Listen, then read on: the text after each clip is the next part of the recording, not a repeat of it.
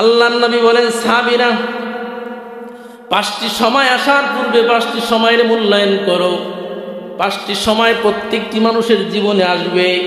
ওই 5টি সময় আসার পূর্বে 5টি সময়ের মূল্যায়ন করতে হবে। 1 নাম্বার, শাবাবাকা কবলা হারামি। 1 নাম্বার, বার্ধক্যকাল আসার পূর্বে যৌবনকালকে মূল্যায়ন করো। কত বড় দামি কথা! আল্লাহর নবী বলেন, প্রত্যেকটি মানুষের জীবনে কি আসবে? বার্ধক্য আসবে। তো ওই বার্ধক্যের যে সময়টা, ওই সময়টা আসার আগে যৌবনকালের মূল্যায়ন করো। আমরা কিন্তু যৌবনকালের মূল্যায়ন করতে পারি। আমরা মনে করি ইবাদত বন্দেগী যা আছে তো চাচারা করবে, মুরব্বী যারা আছে ওনরা করবে। ইবাদত বন্দেগী কি যুবকদের জন্য নাকি? যুবকদের যে ভাব দেখলে এরকমেরই মনে হয় যে নামাজ রোজা ইবাদত বন্দেগী এটা তো আমাদের জন্য না। নামাজ রোজা ইবাদত বন্দেগী এটা হলো আমার চাচারা, বাপ চাচারা যারা আছে, মুরব্বীরা, যাদের কাজ নাই, কোনো ব্যস্ততা নাই, ওনরা নামাজ কালাম পড়বে, ওটা হলো ওনাদের দায়িত্ব। আর আমরা যুবক পোলাপান, আমাদের তো কত কাজ আছে, আমরা এই কাজ করবো, এই কাজের জন্যই মনে হয় আল্লাহ আমাদের পাঠাইছে। অথচ আল্লাহর নবী বলে, না না রে যুবক, তুমি এখনো ভুলের ভিতরে আছো। যৌবনকালের সময়টা আল্লাহ তাআলা তৈরি করছে ইবাদতের জন্য। বার্ধক্যের সময়টা এটা হলো বোনাস। বার্ধক্যের সময়টা এটা ইবাদতের সময় না। আসল ইবাদতের সময় হচ্ছে যৌবনকাল। যৌবনকালে যে ব্যক্তি ইবাদত বন্দেগী করতে পারবে, বার্ধক্যের কারণে যদি ইবাদত বন্দেগী করতে নাও পারে, আল্লাহ পাক রব্বুল আলামিন ফিরিস্তাদেরকে বলে, ও ফিরিস্তারা, আমার যে সকল বান্দারা যৌবনকালে ইবাদত করেছে, বার্ধক্যে যদি ইবাদত বন্দেগী করতে না পারে, ওদের আমল নামা থেকে চুল পরিমাণ নেকি কমাবা না, খবরদার, সাবধান। যৌবনকালে যেভাবে ইবাদত করেছে, যেভাবে নেকি তাদের আমল নামায় লিখে আসছো, এখন বার্ধক্যের কারণে নেকি কমানো যাবে না, ওই হারে নেকি লিখতেই থাকো, নেকি লিখতেই থাকো। সুবহানাল্লাহ। এই জন্য যৌবনকালের মূল্য আছে। তো হাদিসের ভিতর আছে, নবী বলেন, ওয়াশাবুন নাশা ফি ইবাদাতি রাব্বিহি। কিয়ামতের কঠিন ময়দানে যখন সমস্ত মানুষ আরশের নিচে কিয়ামতের ময়দানে যখন অবস্থান করবে, প্রচন্ড তাপ হবে কিয়ামতের ময়দান। এই ময়দানে প্রত্যেকটা মানুষ চাইবে একটু ছায়ার নিচে যাওয়ার জন্য, কিন্তু কোনো ছায়া খুঁজে পাবে না। এই কঠিন মুহূর্তে আল্লাহ তাআলা ওই সকল যুবক এবং যুবতীদেরকে ডাকবেন, যৌবনকালে যারা ইবাদত বন্দেগী করেছে। সুবহানাল্লাহ। এই যুবক যুবতী যারা যৌবনকালে ইবাদত বন্দেগী করছে, আল্লাহ তাআলা ওদেরকে ডাইকে কিয়ামতের ময়দানে বলবে, যৌবনকালে ইচ্ছা করলে বহু গুনাহ করতে পারতা, শক্তি ছিল, সামর্থ্য ছিল, সুযোগ ছিল, এরপরেও গুনাহ করো নাই বান্দা, কষ্ট করে ইবাদত বন্দেগী করছো, দুনিয়ায় বহুত কষ্ট করেছো, আসো আসো আসো, আজকে আর কিয়ামত দিবসে তোমাদের কষ্ট করতে হবে না, আমি রব্বুল আলামিন তোমাদেরকে আরশের নিচে ডেকে আমি ছায়া দিচ্ছি। সুবহানাল্লাহ। শুধু কি তাই? কিয়ামতের ময়দানে আল্লাহ তাআলা 5টা প্রশ্ন করবে। কয়টা? কিয়ামত যখন কায়েম হয়ে যাবে, আল্লাহ পাক রব্বুল আলামিন 5টা প্রশ্ন কিন্তু প্রত্যেকটা মানুষকেই করবেন। লা তাজুলু কদাম ইবনি আদম ইয়াউমাল কিয়ামাতি হাত্তা ইউসালা আন খামস। পয়গম্বর বলে, উম্মত আমার, কিয়ামত দিবসে 5টা প্রশ্ন প্রত্যেকটা মানুষকে করা হবে। এই 5 প্রশ্নের জবাব না দিয়ে কেউ সামনের দিকে আগাইতে পারবে না। জান্নাত তো দূরের কথা, জান্নাত জাহান্নাম পরে। কিয়ামত দিবসে আল্লাহ তাআলা প্রত্যেকটি মানুষকে 5টা প্রশ্ন করবে। কয়টা? ওই 5 প্রশ্নের ভিতরে এক প্রশ্ন থাকবে, বাবা, ওয়ান শাবাবিহি ফিমা আবলা। আল্লাহ তাআলা বলবেন, ও যুবকের দল, তোমাদের বার্ধক্যের হিসাব আমি মোটেও চাই না। বার্ধক্যে নামাজ পড়ছো কি পড়ো নাই, ওই হিসাব আমি মোটেও চাই না। আমি হিসাব চাই তোমার যৌবন কালটা কোন পথে ব্যয় করেছো, ওই হিসাব দিয়ে জান্নাতে যাবে। সুবহানাল্লাহ। হায় রে মুসলমান, আমরা যারা যৌবনকালকে মূল্যায়ন করতে পারি না, ওই দিনের বিপদে পড়ে যাব। এই জন্য যৌবনকালের মূল্যায়ন করতে হবে। আল্লাহ নবী কথাটাই বলছেন, শাবাবাকা কবলা হারামি, বার্ধক্য আসার পূর্বেই যৌবনকালের মূল্যায়ন করো। দ্বিতীয় নাম্বার আল্লাহ নবী বলেন, ওয়াসিহাতাকা কবলা সুকুমিক। দ্বিতীয় নাম্বার, অসুস্থতা প্রত্যেকটা মানুষের জীবনে আসতে পারে। অসুস্থ হয় না এরকমের কোনো মানুষ আছে? কেউ বলতে পারবে যে আমি কোনোদিন অসুস্থ হব না, আমি দুনিয়া আসছি সারা জীবন সুস্থ থাকবো? পারবে কেউ বলতে? আল্লাহ নবী বলেন প্রত্যেকটি মানুষের জীবনে অসুস্থতা আসতেই পারে। তো অসুস্থতা আসার পূর্বে আল্লাহ নবী বলেন সুস্থতাকে মূল্যায়ন করো। এখন সুস্থ আছো, এখন কিছু করো। এখন শরীরটা ভালো আছে, এখন নামাজ পড়ো। যখন অসুস্থ হয়ে যাবে তখন নামাজ পড়তে মনে চাইলেও পড়া যাবে না। কত বড় দামি কথা! আল্লাহ নবী বলেন অসুস্থতা প্রত্যেকটা মানুষের জীবনে আসতে পারে। অসুস্থ হওয়ার পূর্বে সুস্থতাকে মূল্যায়ন করো। সুস্থতার সময়টাকে তুমি ইবাদত বন্দেগীতে কাটাও। এখানেও আল্লাহ নবী বলেন যে সুস্থ অবস্থায় যারা ইবাদত বন্দেগী করবে, এই লোকগুলি যখন অসুস্থ হয়ে যাবে, অসুস্থতার কারণে যদি নামাজ পড়তে না পারে, ইবাদত বন্দেগী যদি করতে না পারে, রোজা রাখতে না পারে, ওদের আমল নামায়ও সুস্থ থাকতে যে ইবাদত বন্দেগীগুলো করেছে আল্লাহ পাক রব্বুল আলামিন ওদের আমল নামায় ওই নেকিগুলা চালু করে রাখে। চিল্লায়ে বলেন সুবহানাল্লাহ। সুস্থ অবস্থায় ইবাদত বন্দেগী করেছে, অসুস্থতার কারণে ইবাদত বন্দেগী করতে পারতেছে না, আমল নামায় নেকি কম হয় না, নেকি কিন্তু পূর্বের মতনই লেখা হয়। তবে আল্লাহ নবী বড় আফসোসের সঙ্গে বলছেন, قال رسول الله صلى الله عليه وسلم نعمتان مغبون فيهما كثير من الناس। আল্লাহ নবী বলেন আমার বড় দুঃখ লাগে, দুইটা নিয়ামত হচ্ছে সবচেয়ে বড়, অথচ এই দুইটা নিয়ামতের ব্যাপারে অধিকাংশ মানুষই অমনোযোগী, গাফেল। দুইটা নিয়ামত, এক নাম্বার as-sihhatu wal faragha, এক নাম্বার হচ্ছে সুস্থতা। আল্লাহ নবী বলেন সুস্থতা এটা হচ্ছে অনেক বড় নিয়ামত, কিন্তু সুস্থতার মূল্যায়ন অধিকাংশ মানুষই করতে পারে না। সুস্থতার মূল্য অধিকাংশ মানুষের কাছেই নাই। এই জন্য মুসল্লিয়ান একরাম, আল্লাহ নবী বুঝাইতে চান যে অসুস্থ হওয়ার পূর্বে সুস্থতাকে মূল্যায়ন করতে হবে। 3 নাম্বার, ওয়াগিনাআকা ক্বাবলা ফাকরিক। আল্লাহ নবী বলেন প্রত্যেকটি মানুষের জীবনে দারিদ্রতা আসতেই পারে। দারিদ্রতাও কিন্তু এমন একটা জিনিস,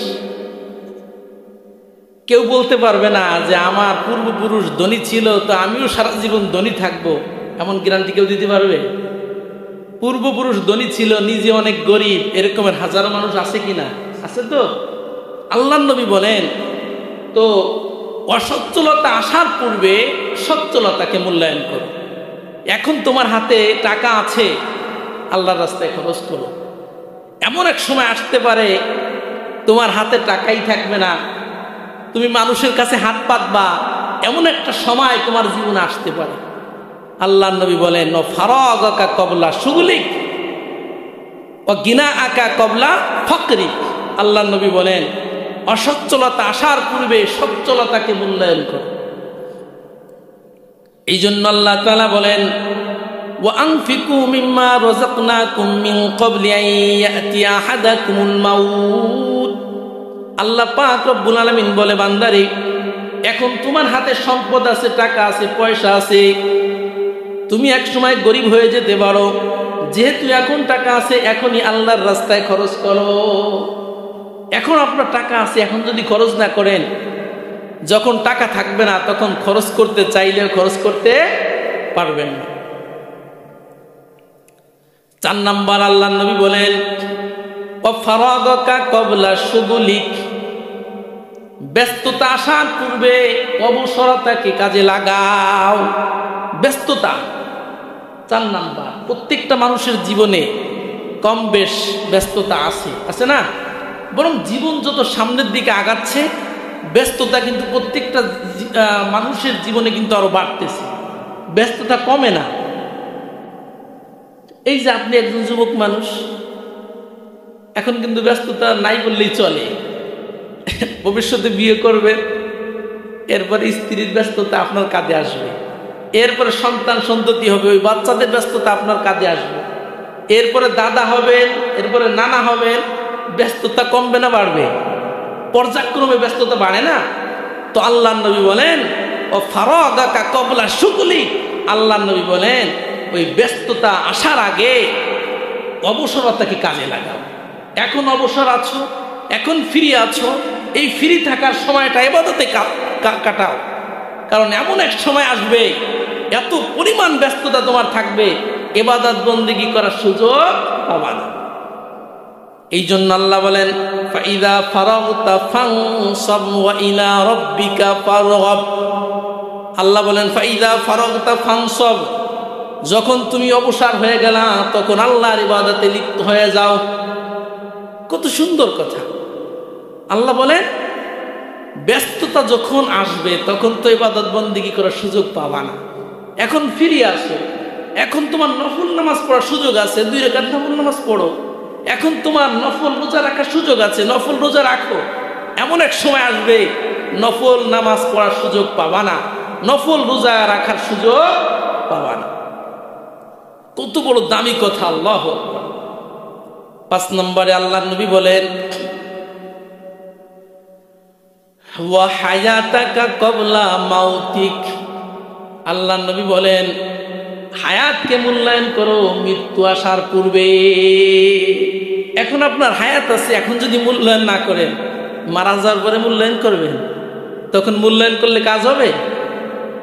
আল্লাহ নবী বলেন হায়াত আছে, ওই মৃত্যুর সময় আসার পূর্বে এই হায়াতকে মূল্যায়ন করো, দামি হয়ে যাবে। মৃত্যু যখন চলে আসবে, মৃত্যু সন্নিকটে হয়ে গেছে, তখন কিন্তু ইবাদত বন্দি করার সুযোগ পাবেন না। কিয়ামতের ময়দানে যদি বলেন আল্লাহ আগে তো বুঝতে পারি নাই, তো যা হওয়ার হয়ে গেছে তা আবার দুনিয়ায় পাঠান।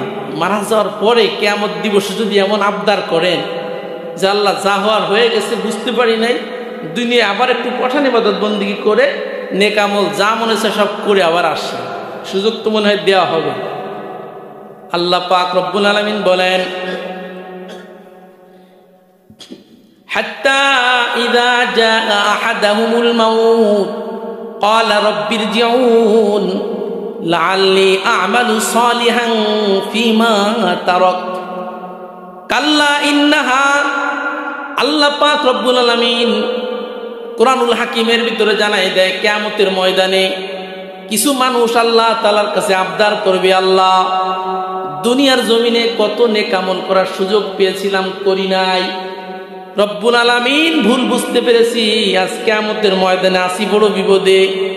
আল্লাহ আপনি একটু সুযোগ দেন, দুনিয়ার জমিনে যে নেক আমলগুলো করতে পারি নাই, ওই নেক আমলগুলা পুনরায় সুন্দরভাবে করে আপনার কাছে আসতে চায়।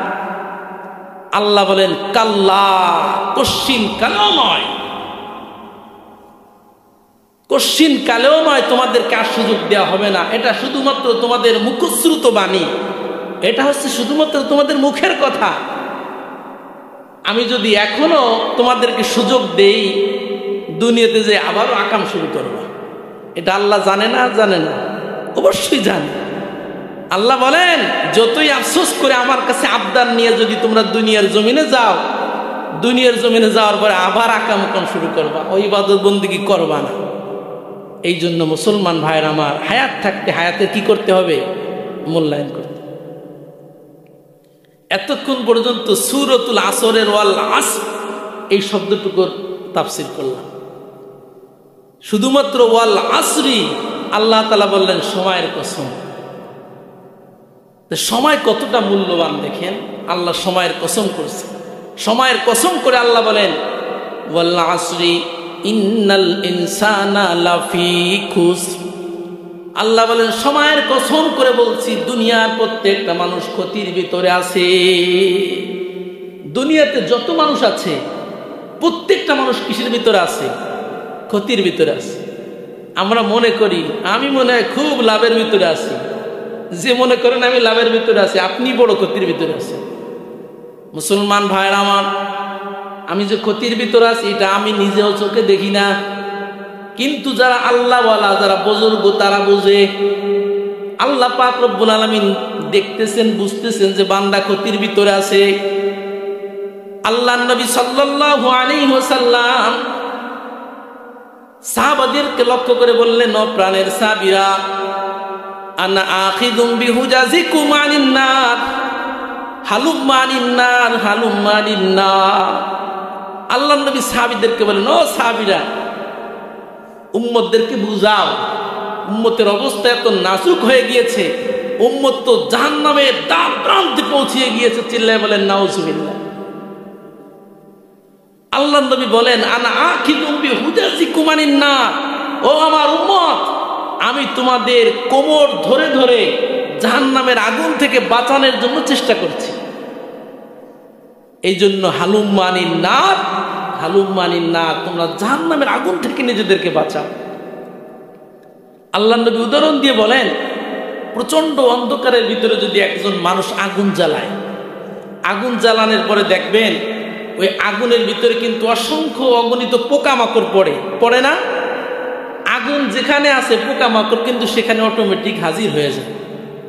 আল্লাহর নবী বলেন, প্রচন্ড অন্ধকারের ভিতরে একটা মানুষ যদি আগুন জ্বালায়, ওই আগুনের ভিতরে যেমনিভাবে পোকামাকড় ঝাঁপ দিতে থাকে, ঠিক তদ্রূপ ভাবে আমি মুহাম্মদুর রাসূলুল্লাহ দেখতেছি আমার উম্মতগুলো জাহান্নামের আগুনের ভিতরে ওইভাবে ঝাঁপ দিতেছে। নাউজুবিল্লাহ। আমাদের কাজ প্রমাণ করতেছে আমরা জাহান্নামের দিকে ঝাঁপ দিচ্ছি। আর আল্লাহর নবী কি করতেছে? আল্লাহর নবী বলেন, আনা আখিযুম বিহুজাজিকুম আনিন নার, আর আমি তোমাদেরকে বুঝিয়ে শুনিয়ে জাহান্নামের আগুন থেকে বাঁচাবার জন্য তোমাদের কোমর ধরে ধরে আমি চেষ্টা করতেছি। সুবহানাল্লাহ। এই চেষ্টাটা কিভাবে? আল্লাহর নবী অসংখ্য গণিত হাদিসের মাধ্যমে আমাদেরকে জানিয়ে দিয়েছেন, উম্মত খবরদার জাহান্নামের দিকে যাওয়া যাবে না। আল্লাহ পাক রব্বুল আলামিন বললেন, সমস্ত মানুষ ক্ষতির ভিতরে আছে, ইল্লাল্লাযীনা আমানু ওয়া আমিলুস সালিহাত ওয়া তাওয়াসাউ বিল হাক্কি ওয়া তাওয়াসাউ বিস সাবর। তবে চার শ্রেণীর মানুষ ক্ষতির ভিতরে নাই। সুবহানাল্লাহ, আলহামদুলিল্লাহ। আল্লাহ পাক রব্বুল আলামিন প্রথমে বলছেন সমস্ত মানুষ ক্ষতির ভিতরে আছে। তো সমস্ত মানুষের ভিতরে আমরাও আছি না নাই? কিন্তু পরে আবার আল্লাহ ব্যাখ্যা করে দিছে, চার শ্রেণীর মানুষ ক্ষতির ভিতরে নাই। সমস্ত মানুষ ক্ষতির ভিতরে আছে, তবে কথা আছে, চার শ্রেণীর মানুষ ক্ষতির ভিতরে নাই। এখন দেখেন আমরা এই চার শ্রেণীর ভিতরে পড়ি কিনা? এই চার শ্রেণীর ভিতরে যদি পড়ি তাহলে তো বেঁচে গেলাম, আর চার শ্রেণীর ভিতরে যদি না পড়ি তাহলে তো ক্ষতির ভিতরেই রয়ে গেলাম। আল্লাহ বলেন, এক নাম্বার, ইল্লাল্লাযীনা আমানু, দুনিয়ার জমিনে খাঁটি দিলে যারা ঈমান এনেছে, যারা পাক্কা ঈমানদার, পরিপূর্ণ ঈমানদার, ওরা ক্ষতির ভিতরে নাই। সুবহানাল্লাহ। তাহলে খাঁটি ঈমানদার যারা, এরা কিন্তু ক্ষতির ভিতরে নেই।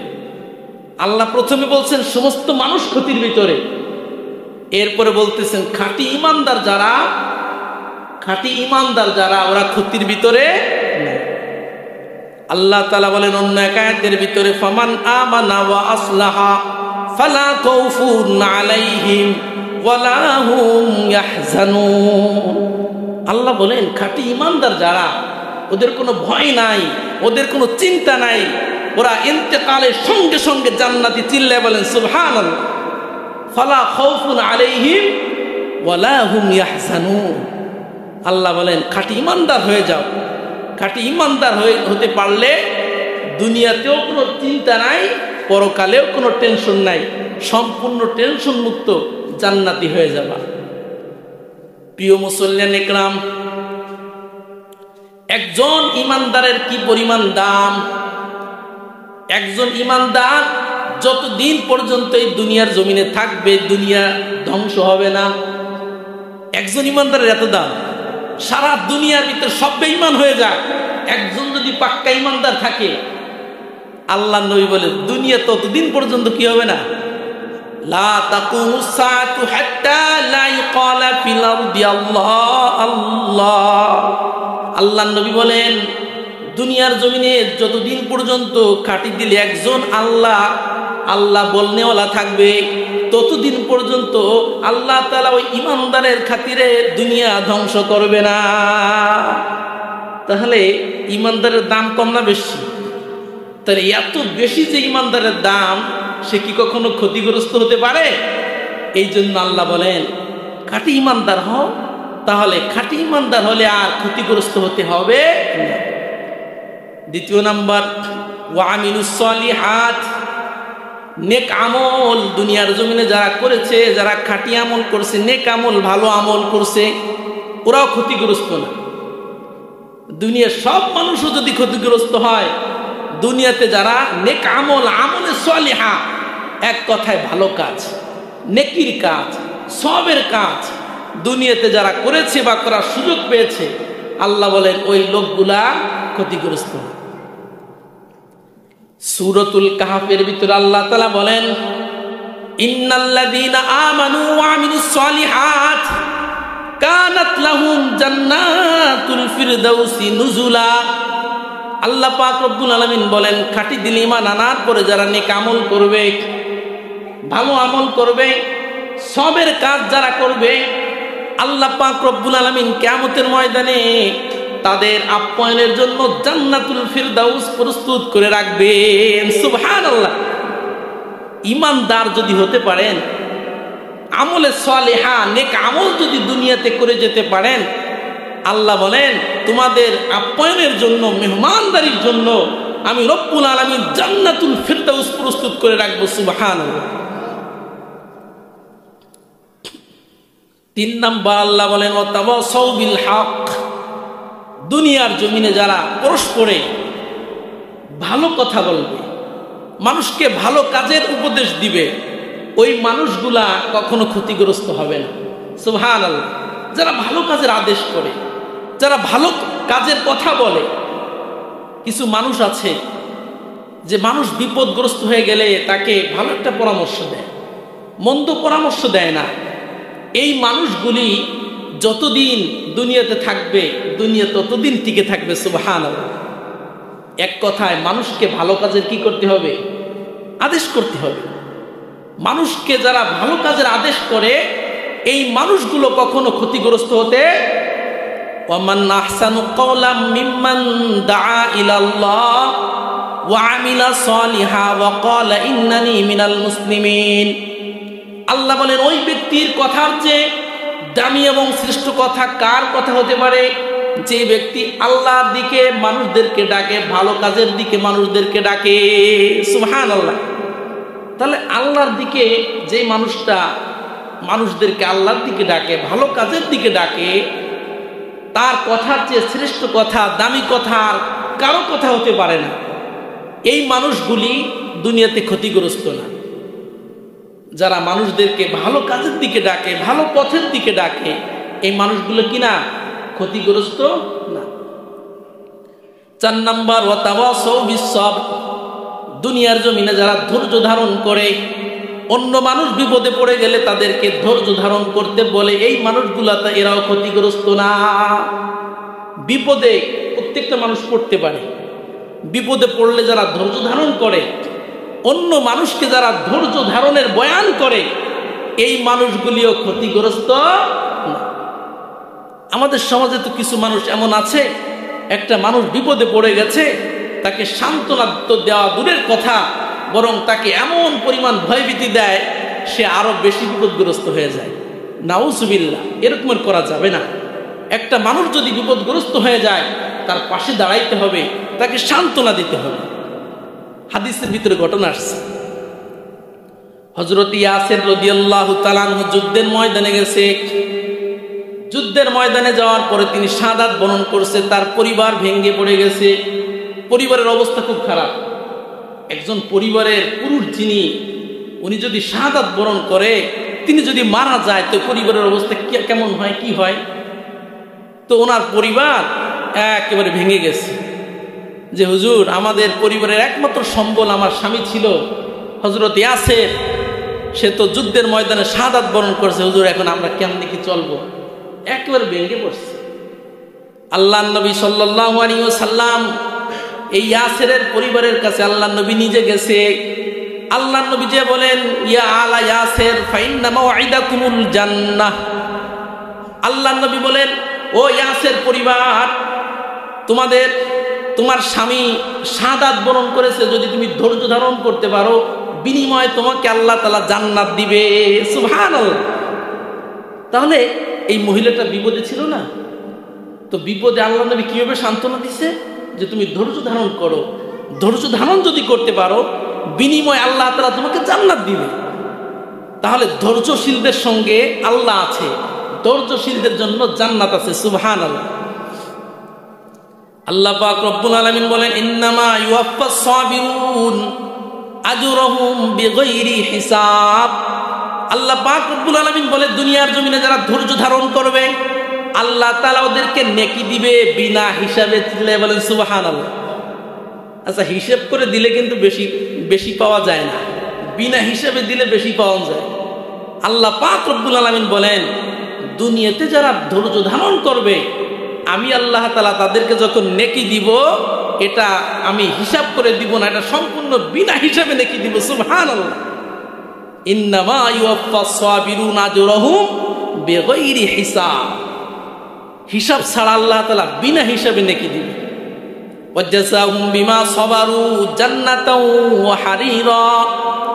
আল্লাহ পাক রব্বুল আলামিন বলে, দুনিয়ার জমিনে যারা ধৈর্য ধারণ করবে বিপদে আল্লাহ পাক রব্বুল আলামিন তাদেরকে জান্নাত দিবে। জান্নাত। চিল্লায়ে বলেন সুবহানাল্লাহ। শুধু তাই নয়, তাদের পোশাক হবে হারিরা, রেশমি পোশাক।